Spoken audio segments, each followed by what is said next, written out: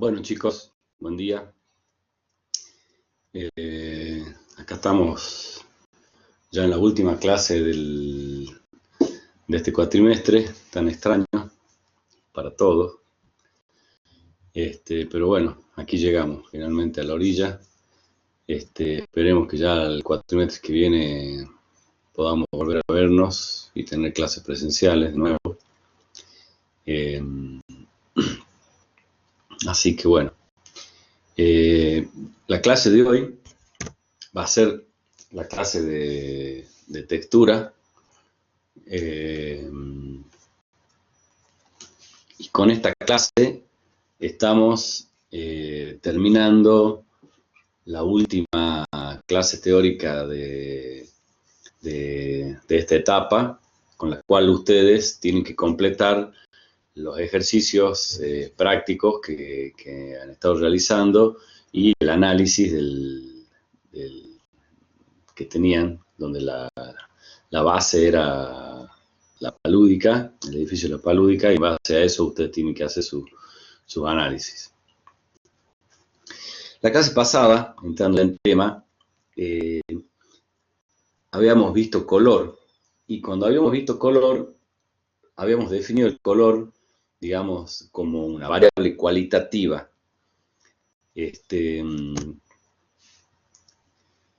Entonces, la textura, al igual que el color, también tiene la misma capacidad de modificar esa percepción subjetiva de la forma y el espacio.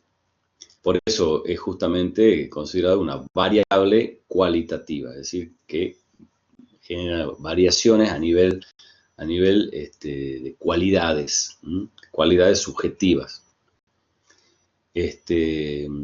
Acá, en esta imagen, vemos claramente un ejemplo de la misma forma, que es la forma piramidal, pero con dos texturas distintas. Entonces esa textura, una es translúcida, transparente, vidriada, reflectante, lisa, todos sinónimos de liviandad, ¿no? O sea, todos adjetivos que nos llevan a una percepción de algo más liviano, de algo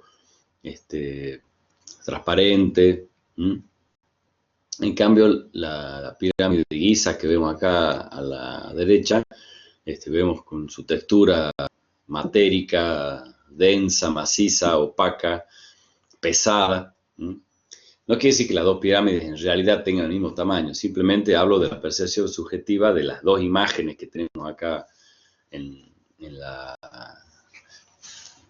pantalla. Vamos a la definición entonces. Podemos definir como textura a la manifestación superficial de la forma. La epidermis, la envolvente, es el límite entre el objeto y el espacio. A mí me gusta pensar la textura así como ese límite entre la materia densa y el espacio, ¿verdad? Así como la playa, digamos, es el límite entre el mar y el continente o la tierra, ese lugar de fricción, ese lugar, digamos, de transición. Bueno, la textura es eso. Y la textura, si ustedes ven, o sea, es como que el espacio llega hasta esa orilla, ¿no? Es como que queda atrapado, digamos, en esos relieves, en esos intersticios. Entonces, la textura ya es espacial. Ya cuando uno aplica una textura, cuando uno habla de textura, cuando uno considera textura, ya tiene una dimensión espacial la textura. Por ahí, a diferencia del color, que cuando hablamos de color siempre nos referimos a una superficie, digamos, plana, que tiene condiciones, obviamente, cromáticas y lumínicas, pero la textura ya es espacial. Eso es interesante tenerlo en cuenta, sobre todo nosotros como diseñadores de espacios. Acá dice que la textura involucra directamente a las cualidades del material, a su composición física y a su composición química. Y también, como dice acá, la acción, digamos, no solamente las cualidades del material, sino también la acción externa sobre el mismo, es decir, lo que le ha dado relieve. En este caso, vemos una textura pictórica en un cuadro de Pollock. Acá vemos una escultura de Bernini, la textura de la piedra, del mármol, transformada en carne, en piel. Y acá la textura de la gubia del escultor tallando esta superficie de madera. Y acá veíamos la composición del material, cómo el material, su composición física, química, su agrupación, es decir, la forma en que está agrupado el material, generan características reflectantes del agua, características y dinámicas del agua, porque el agua aparte se mueve, entonces hace que el reflejo se mueva y se varíe y cambie, y según el oleaje, según el tamaño del oleaje, el viento, etcétera, también cambia la superficie, cambia el color, porque refleja el cielo, si cambia el cielo también refleja el color del agua, etcétera. Y en este caso la piedra, el musgo, también generando. En ese sentido, es interesante hacer una relación con el color, porque si nosotros decíamos que el color dependía de la luz, dependía de las cualidades internas del objeto y dependía de las cualidades del órgano que lo percibe, en este caso del ojo, la textura también depende de la incidencia de la luz, en tantos relieves, luces y sombra, depende de las condiciones del material, en este caso no solamente las químicas, sino las físicas también, y le llamemos las orográficas, digamos, por decirlo de una manera, refiriéndonos al relieve, con lo cual ahí vemos que las variables cualitativas, intervienen todos esos factores. No se olviden de esta relación que acabo de hacer porque es importante que ustedes la tengan en cuenta.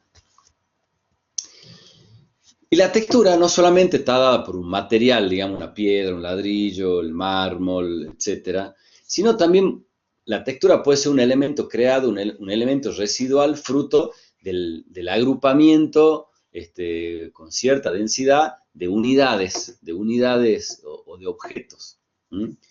Esos objetos pueden ser objetos gráficos o pueden ser objetos físicos. Acá tenemos líneas blancas y negras, generando esta textura.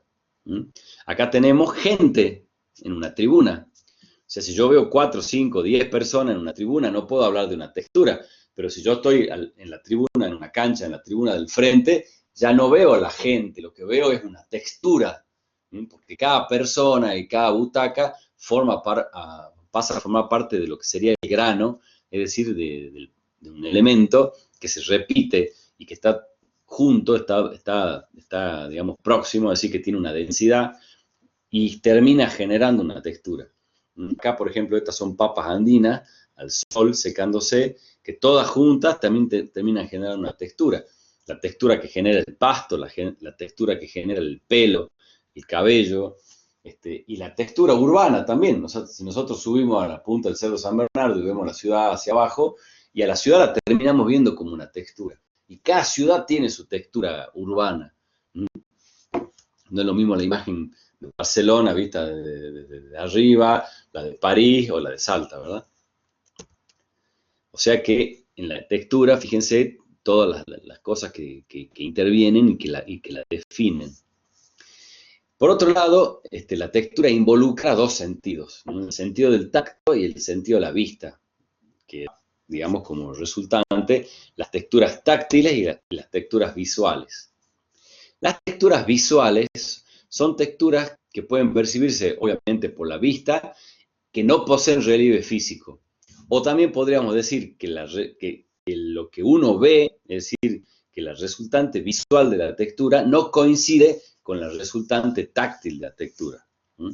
Porque nosotros, por ejemplo, podríamos imaginar que este cuadro de Marta Minujín, que es una textura visual, hecha con miles de recortes de papeles, de diversos colores, si uno simplemente la ve, podría imaginar que si uno la toca, va a tocar esos rectángulos, pero resulta que uno cuando la toca, toca una superficie plana. O esta, por ejemplo, de los circulitos, estos circulitos que están acá, superpuestos. Claramente, desde el punto de vista visual, se ve una superposición de circulitos, pero después cuando uno los toca, nada, la textura que uno está tocando es la textura del papel, no la textura de los círculos, ¿se entiende? Entonces, ese es algo característico de una textura visual. La textura táctil es la textura que tiene relieve.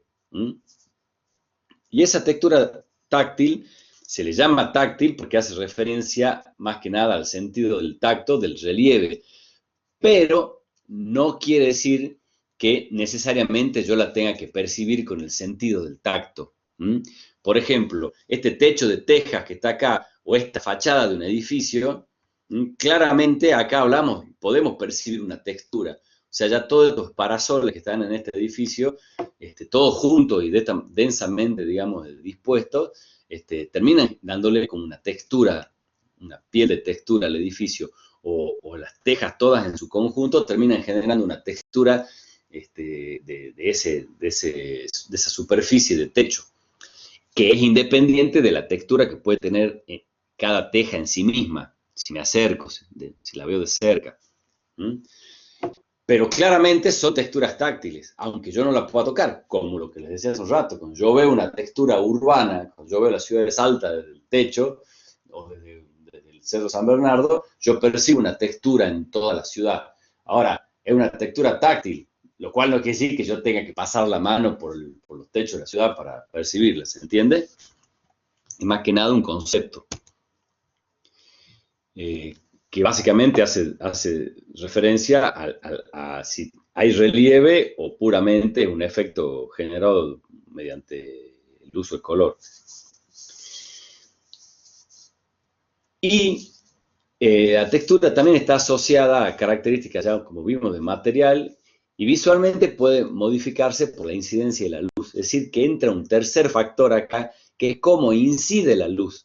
Y no hablo de la luz en términos así, digamos, de sustantivo, sino hablo de cómo la luz incide, es decir, de cómo está chocando, cómo está llegando a la superficie. Entonces, directamente tiene que ver con el ángulo de incidencia de la luz y el tipo de luz. Nosotros sabemos que tenemos dos tipos de luces o de fuentes luminosas a nivel de su característica, no de origen, sino de dirección de rayo. Tenemos las luces cilíndricas, es decir, las direccionales, las que son rayos paralelos o cónicos, pero que salen de un punto, y después las luces generales, o luces ovni, que también se las puede ver así, digamos, en los programas de 3D Studio, etcétera, que son luces generales y luces difusas, que no generan sombras directas. En cambio, las luces de rayos de incidencia directa sí generan sombra neta. Entonces, ese tipo de luz también va a generar diferencia en la percepción de la textura. Y sobre todo cuando vamos a hablar de la textura de rayos de incidencia directa, vemos que cada rayo va a generar una sombra. Entonces la diferencia del tamaño de la sombra, que va a tener que ver directamente con el grado de angulación con el que está incidiendo la luz, va a hacer de que este relieve arroje más sombra sobre sí mismo, que las sombras sean más largas o que las sombras sean más cortas. Entonces, por ejemplo, acá en esta pared, que tiene una textura rugosa, de un revoque rugoso, vemos cómo la incidencia muy rasante de la luz sobre esta pared genera muchos puntos negros, digamos, o sea, mucha sombra arrojada. Pero esta misma textura puesta más perpendicular a los rayos del sol genera menos sombras, entonces desaparecen las sombras. A eso puntualmente me refiero, con la incidencia de la luz. La luz es una gran aliada de la textura, digamos, cuando uno trabaja con texturas y y la textura es una intención de diseño, no una consecuencia que ya viene del material. Las luces puestas sobre paredes, ¿se acuerdan que en la clase pasada yo les mostraba ese videíto donde estaban los distintos tipos de iluminaciones posibles? Bueno, las luces rasantes contra paredes o techos, bueno, resaltan las texturas. Y eso puede ser positivo o puede ser negativo, porque me puede o bien destacar la textura como un elemento, digamos, de diseño que a mí me interesa, o me puede destacar todas las imperfecciones de la pared, del revoque o del cielo raso, ¿no? Así que por eso hay que tener en cuenta y saber manejar eso. Bueno, la textura, a ver, si yo tengo la textura A y la textura B, yo tengo que tener una manera de poder diferenciarlas. La primera y la más, digamos, superficial de la forma sería decir, es una textura táctil o es una textura visual. Está bien, pero eso no me alcanza para terminar de definirlas y de diferenciarlas y de caracterizarlas. Para eso hay 5 elementos. El primero de todos es el grano o la partícula. El segundo es la estructura, el tercero la dirección, el cuarto la densidad y el quinto el relieve. Y ahora vamos a ver cada uno de ellos con ejemplo. Grano o partícula. ¿A qué me refiero yo con el grano o la partícula? Me refiero a esto, al elemento que se repite y que genera, digamos, la textura. En este caso, digamos, en esta textura hecha por cañas, cañizo, la textura, el grano, ¿cuál va a ser? Va a ser la caña cilíndrica, que tiene su sombra, su junta y el espacio de brillo. Entonces eso, cuando en el conjunto yo lo veo desplegado, es lo que me va generando esa textura, digamos, en este caso de líneas horizontales, que en ciertos casos se ve interrumpida por líneas verticales, que son los nudos de la caña.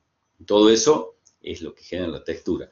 En este piso de adoquines, la textura es el adoquín. Por supuesto, también es la textura del material de la caña, del material del adoquín y del material del ladrillo, de lo que sea, ¿no? Eso también, digamos, pero a una cierta distancia, si yo considero la textura como la foto que veo acá, el adoquín es la textura, el grano, perdón. Y en este caso, en un revoque, el grano es la partícula de arena o árido, que genera, digamos, el revoque. En este caso es la piedra, ¿no? Una piedra de arena mediana, arena gruesa. Ven que acá se ven piedritas, se ven piedras, o sea, se ve una mezcla de partículas pequeñas con partículas más grandes. Entonces esa mezcla es la que genera este revoque grueso. Entonces ese es el grano. La estructura es la disposición que tienen los granos, la organización, digamos, visual que tienen los granos en una superficie determinada. Entonces, por ejemplo, acá vemos que en esta pintura la disposición de las pinceladas, así como si fueran píxeles, es una disposición ortogonal. Independientemente de la densidad y del color que tengan, claramente están siguiendo un orden de líneas horizontales y líneas verticales. En esta caparazón de un dinosaurio, vemos que la estructura son una malla de triángulos equiláteros. Si vemos, unimos las puntas unimos los centros de cada uno de estos elementos, vemos que van generando una estructura de triángulos. Y en este caso, en estos arcos, digamos, de ladrillo, de una ruina romana, de un edificio romano, vemos que la estructura claramente es radial. Están organizados en base a un centro que está por acá, que va generando estos radios, que van generando las curvas. Esta curva y esta otra que tendrá otro radio distinto. Entonces, esa es la estructura, es la disposición en el espacio de los granos. La dirección o el sentido es la direccionalidad en la que están organizados. Porque, por ejemplo, veamos en este ejemplo, yo puedo decir que acá yo tengo la textura del material de la madera. Después tengo el grano, son las tablas de madera. La dirección son tablas que están puestas de manera paralelas, siguiendo una dirección de líneas paralelas. Ahora, yo pregunto, ¿esta coincide con lo que acabo de decir? Sí. ¿Esta otra coincide con lo que acabo de decir? Sí. Ahora, ¿por qué esto y esto son distintos? ¿Por qué? Porque la dirección es distinta, porque hay un cambio de dirección. La estructura sigue siendo la misma, líneas paralelas. El grano es el mismo, el material es el mismo, lo que cambia acá es la dirección. Y eso pasa acá y pasa acá. Ahí está marcada la dirección en cada caso. Después tenemos la densidad. La densidad es la proximidad que hay, o los espacios de aire que hay entre elemento y elemento en una superficie determinada o acotada. Entonces, por ejemplo, acá en este ejemplo vemos claramente cómo el elemento son tablas de madera, es decir, el grano. La dirección, horizontalidad. La estructura, líneas paralelas. El grano, ya dijimos, madera, el material es madera, lo que cambia acá, que es la densidad. Acá hay mayor densidad, acá hay menor densidad y acá hay menor densidad. Entonces, fíjense cómo el cambio de densidad es lo que a mí me permite explicar y diferenciar perceptualmente cada una de lo que sucede en esa superficie. Y después, el relieve también. Yo, por ejemplo, acá tengo el grano, es el grano de la arena. Después tengo la dirección, digamos, en este caso, en el caso del revoque, a menos que el revoque tenga algún movimiento así circular o esté peinado en un sentido horizontal o vertical, cuando está simplemente acumulado, digamos, la dirección es la dirección de la acumulación del material, ¿verdad? La estructura también es una estructura, digamos, la estructura propia, digamos, de la acumulación del material. No hay una estructura geométrica que uno pueda determinar en el caso, por ejemplo, de este tipo de revoque. Lo que sí hay acá es un cambio de relieve. Este es un relieve planchado y este es un relieve más natural, más simplemente del aplicado sobre la pared, pero sin una acción posterior de plancharlo. También es verdad, hay una diferencia de grano. Este es un grano más fino y este es un grano más grueso. Entonces, cuando nosotros tenemos un revoque fino, ¿cuál es el grano? El grano es el grano de arena fina, que si uno quisiera ser más específico, hasta podría ponerle el número de tamiz por el que pasa, digamos, la arena. Nosotros sabemos que la arena tiene su clasificación en base a tamices que están ya por norma estipulados, ¿no? Pero para no entrar en esas cuestiones ya tan específicas y técnicas, podríamos hablar de arena mediana, arena fina o arena gruesa, como para diferenciarla. Y acá, bueno, también tenemos distintos tipos de relieve, un relieve completamente plano, un relieve estriado, y esto, bueno, un relieve, digamos, ya propio de una moldura, ¿no? De acá ya esta textura se la percibe a una cierta distancia.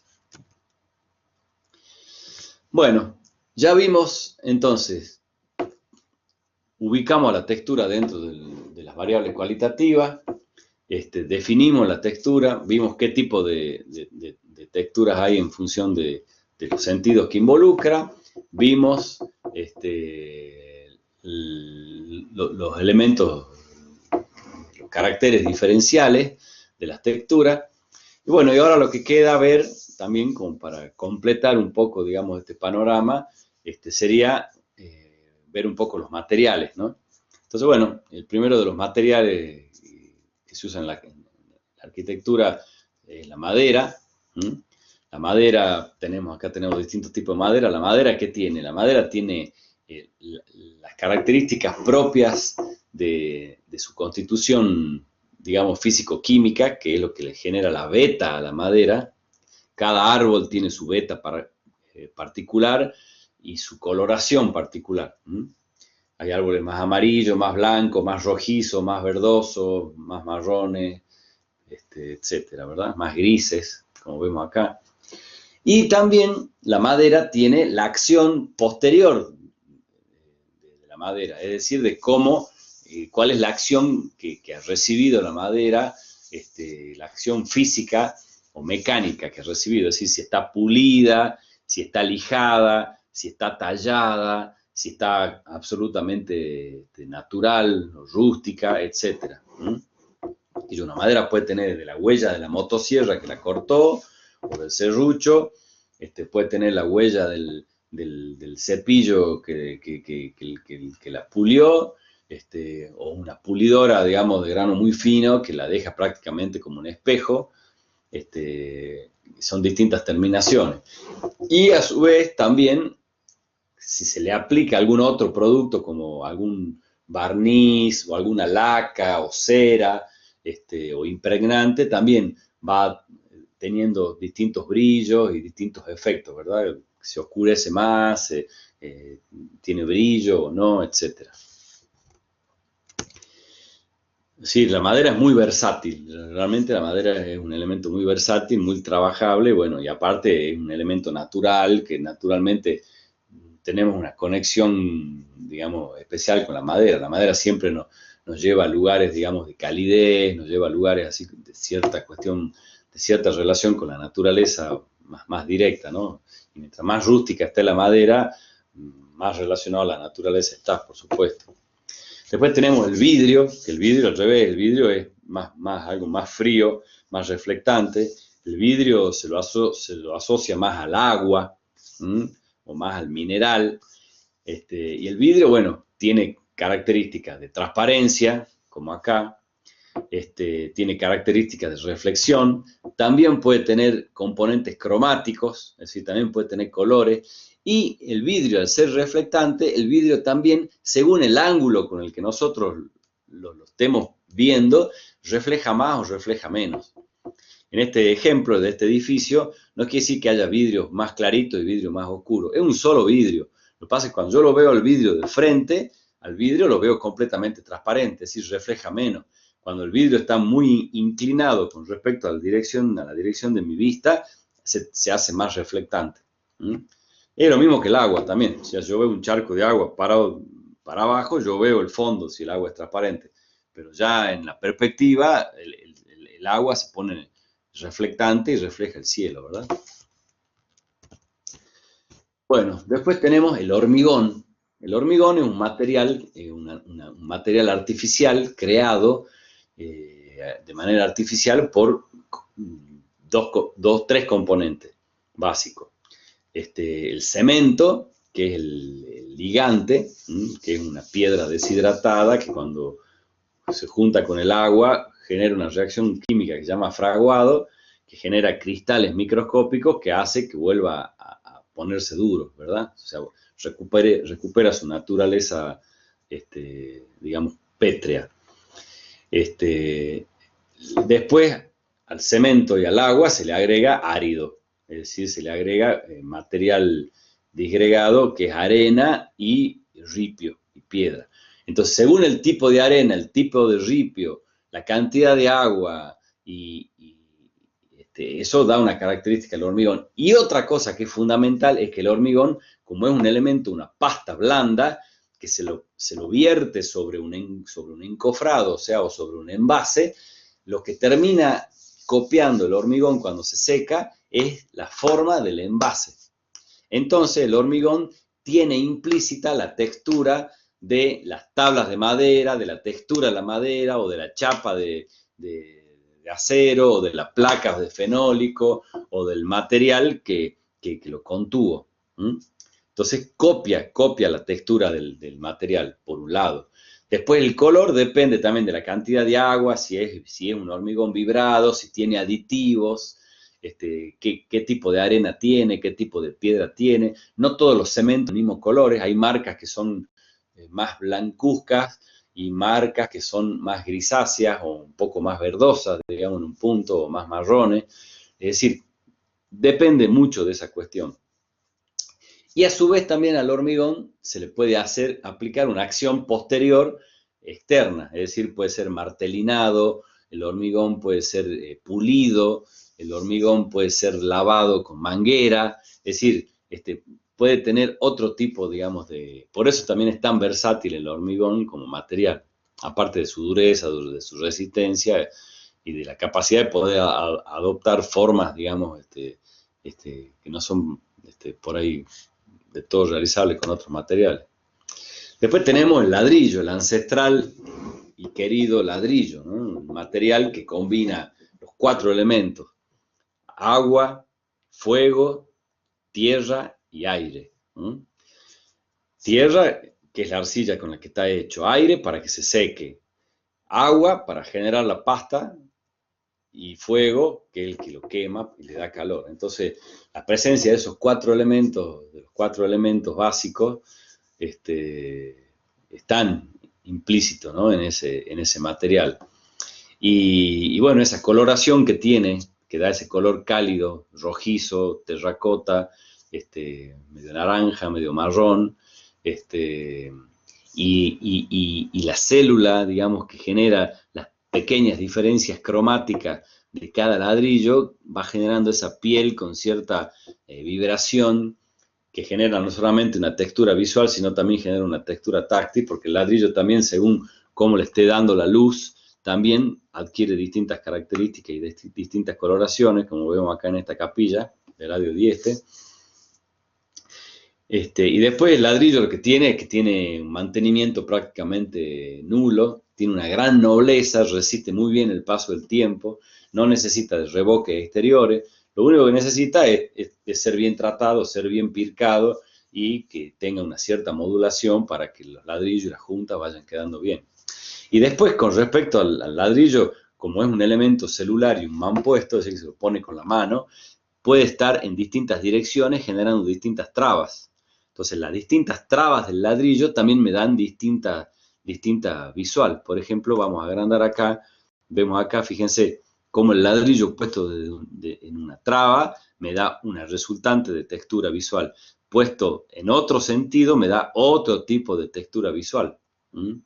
Y que pueden convivir perfectamente, ¿no? Los elementos cilíndricos, por lo general, siempre están hechos con el ladrillo puesto así, digamos, de soga vertical, de canto vertical, para poder absorber mejor la curvatura, ¿no? Y las superficies planas, bueno, están con estas trabas, que aparte hay un montón de trabas: la traba francesa, la traba inglesa, la traba simple, la traba de 20, etcétera, etcétera, etcétera, cosas que ustedes ya la van a estudiar mejor ya en construcciones. Bueno, ahora tenemos la piedra. O sea, la piedra también es como el elemento más rústico, tal vez uno de los más rústicos que haya, de los más ancestrales, ¿no? O sea, la arquitectura de piedra es la primera arquitectura cuando se sale de la caverna, ¿verdad? O sea, el hombre sale de la caverna y utiliza la piedra pircada, digamos, para ir generando sus límites, sus corrales, los muros de sus viviendas. Y acá vemos arquitectura de piedra de distinta índole, ¿no? De distintas características. La piedra está magistralmente trabajada por los incas, que hasta el día de hoy no hay ninguna explicación científica certera de cómo los tipos estos han podido hacer esas cosas. Pensemos que, por ejemplo, esta piedra que yo estoy marcándoles acá tiene más o menos 5 metros de altura. Es decir, que una persona parada es así. Dígame cómo han hecho para tallar esa piedra, para ubicarla y poder trabarla. La verdad que sigue siendo hasta el día de hoy un misterio. Piedras que aparte están perfectamente trabadas, que no le entra ni siquiera una gilet de afeitar ni una hoja de papel en el medio. Y no tienen ningún tipo de ligante en la junta, es decir, no tienen barro, no tienen cemento, no tienen nada. Están calzadas piedra con piedra y ahí están. Estas paredes eran más grandes y las han volteado con cañonazos. Las han tirado con cañonazos, digamos, para poder sacar la piedra y utilizarlas para otra cosa. Y esta es otro tipo de piedra, que vamos a verlo acá más grande. Bueno, acá tenemos las piedras estas de Sacsayhuamán, en las afueras de Cusco. Y este es el Palacio Strozzi en Florencia, en Firenze, en Italia, donde vemos el tratamiento de la piedra de tres formas distintas, ¿no? Como sillares, sillar se le llama a esto, ¿no? Cuando la piedra se la ve, digamos así, como si fuera un objeto, una pieza con relieve, donde acá hay una junta, hay un tallado de la piedra, pero la piedra sobresale, ve, acá vemos la textura y la incidencia de la luz, cómo incide la luz acá y cómo incide la luz acá, fíjense. Después, este es un sillar más pulido, donde la piedra ya es plana, aunque sigue teniendo la junta como relieve, y fíjense cómo van generando distintos tipos de tramas, distintas densidades de líneas y de sombras, y distintas estructuras en la forma en la que están puestos los sillares, y acá la piedra está pircada, ya sin junta, así ya no como sillar, sino ya trabajada casi como un plano único, ¿verdad? Donde la característica de coloración y de textura y de la veta de la piedra es la que me permite diferenciar todavía una pieza de otra y el arco del muro. Pero prácticamente, si yo paso la mano, percibo, digamos, una superficie uniforme. Después tenemos el barro, que el barro, digamos, es también súper primitivo. Tenemos arquitecturas de barro ancestrales en África, en América. Esto es la ruina de Chan Chan, en el norte de Perú. Digamos, abriendo un paréntesis, las ruinas de Chan Chan merecen ser conocidas, están en el norte de Perú. Tal vez lo más famoso que haya en Perú sea Machu Picchu, sea toda la arquitectura inca, pero la arquitectura esta Chimú, digamos, del norte de Perú, que son mucho más antiguos, digamos, que los incas. Hay toda una ciudad hecha de barro, así, con estos muros monolíticos, todos tallados, que es extraordinario también, ¿no? Bueno, la arquitectura de adobe, también con la textura propia de la piedra y del barro del adobe, y a su vez la sobretextura que genera las distintas trabas, digamos, la trabazón del adobe, ¿verdad? Después tenemos los metales, tenemos los metales reflectantes, pulidos, que también tienen tratamientos superficiales mecánicos y químicos, y el metal también oxidado, y el metal, digamos, trabajado, digamos, como mallas con hueco, ¿verdad?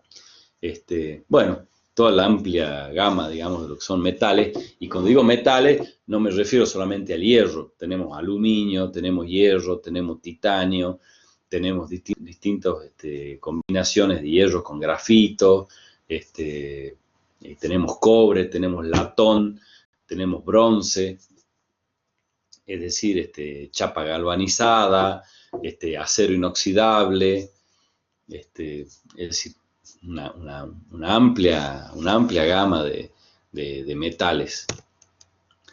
Después tenemos los revoques, así como el hormigón, digamos, un material artificial creado por un ligante, un elemento y agua, un árido y un agua. El revoque es lo mismo, ¿no? Y dentro de los revoques, no solamente tenemos los revoques cementicios, tenemos los revoques de cemento con cal, de cemento puro, los revoques de yeso, con todas sus características particulares, los estucos, los revoques plásticos, tipo Revear, o IGAM, que son estos que ya uno compra hecho y los proyecta con máquinas y los termina con elementos. Es decir, donde ahí incide la granulometría, el material ligante, la cantidad de líquido que tenga, la manera en que ha sido proyectado en la superficie, si es con máquina, si es con cuchara, la terminación superficial que puede llegar a tener, si está llaneado, llana de madera, si es esponja, si es trapeado, tipo bolseado, si es con llana metálica, si tiene algún tipo de elemento aplicado, tipo madera o otro tipo de elementos que dejen huellas. Aparte la dirección, digamos, en la que la herramienta se mueve. Puede tener movimiento circular, movimiento horizontal, movimiento vertical, inclinado, etc. Que a su vez cuando llueve, el paso del tiempo va generando manchas y movimientos, digamos, de las gotas de agua que van decolorando, le van dando, se va depositando cierto moho o hongos que también realzan los relieves, es decir, todo el universo posible, digamos, de lo que se llama la pátina del tiempo, ¿no? Que está aplicado también sobre las superficies. Después tenemos los revestimientos o placas, es decir, revestimientos de placas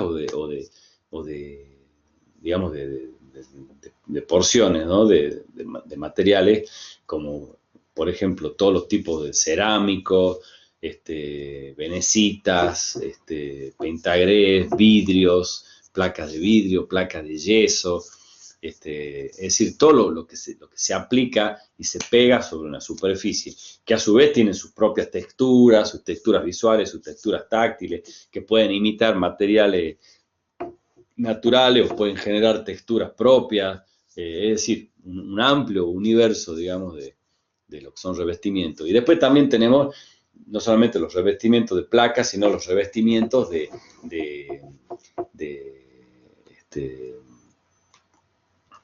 tipo empapelados o tipo vinilos, vinilos que son vinilos plásticos, vinilos de tipo papel, vinilos tipo metálicos, etcétera, etcétera, que todo lo que se aplica también y se trabaja mucho en cartelería o se trabaja en escenografía, ¿no? O en arquitectura comercial, digamos, porque eso, digamos, tiene una duración un poco acotada. Después tenemos las superficies vivas, es decir, los materiales vivos, o sea, como todo lo que son los techos verdes, los muros verdes, con distintas características, distintas texturas, distintas, obviamente, características que le va a dar el tipo de planta que se usa, de material, etcétera, etcétera, como vemos aquí en esta foto. Y después tenemos otro tipo de terminación superficial, que son las proyecciones de luz y sombra. Es decir, la luz y la sombra también es un material superficial. Por ejemplo, vemos de vuelta esta arboleda como la luz y la sombra que incide sobre este piso genera una textura que hasta la tapa la textura original que tiene el piso por abajo, ¿verdad? O por ejemplo, esta proyección de luces sobre la fachada de un edificio, que fíjense lo que hacen, o sea, lo transforman a un edificio clásico en un edificio hecho por legos, ¿verdad? O por piezas de Rusty, lo que hacen los chicos. O si no, la luz que entra por vidrios de colores, que genera toda una proyección de luces y sombras cromáticas sobre la superficie del suelo o la superficie de las paredes. Cosa que acá hay una foto moderna, pero esto ya en la época del medioevo ya lo hacían las catedrales góticas. Los vitrales proyectaban la luz de colores sobre los interiores. Bueno, entonces hasta acá llegamos con este último tema, el tema de la textura y de la luz,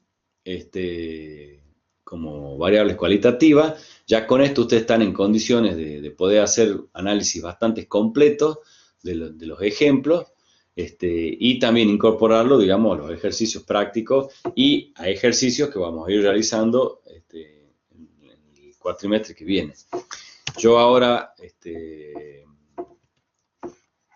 bueno, nada, hasta que llegue yo, los dejo. Como les dije, espero poder verlos la clase que viene, ya de manera presencial, y si no será en agosto, será en septiembre. Pues bueno, crucemos los dedos y esperemos que esto realmente pueda pasar rápido y que nos encuentre a todos sanos de nuevo. Bueno, los dejo acá con Adrián. Él le va a terminar de explicar el instructivo del práctico de hoy, y cualquier duda ya saben, se conectan con sus docentes.